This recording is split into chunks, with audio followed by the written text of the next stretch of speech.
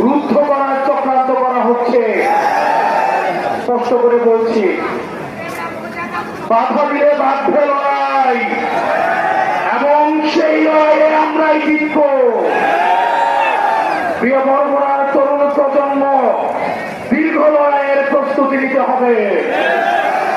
চাঁদাবাজরা ষড়যন্ত্র শুরু করেছে, তাদের বিরুদ্ধে দীর্ঘ লড়াইয়ের আমাদের প্রস্তুতি নিতে হবে, এবং আমাদের লড়াই শেষ হবে সংসদে গিয়ে।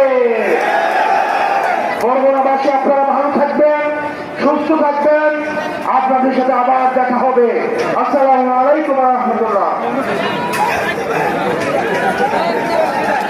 বন্ধুগণ, এখন কংগ্রেসের এই পর্যায়ে আমাদের মধ্যে বক্তব্য রাখবেন জাতীয় নাগরিক পার্টির উত্তরাঞ্চলের মুখ্য সংগঠক জাতির চালক, এবং একটি বিশেষ পরিচয় তার রয়েছে, আপনাদের বরগুনার জামাই জাতির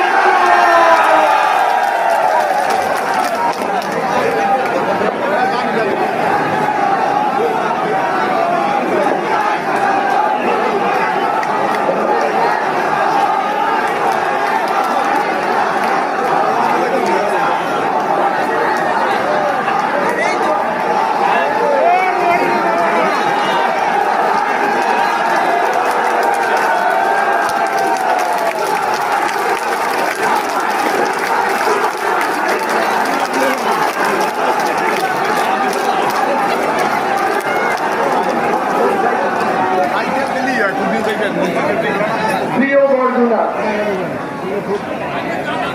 আমি আসলে আজকে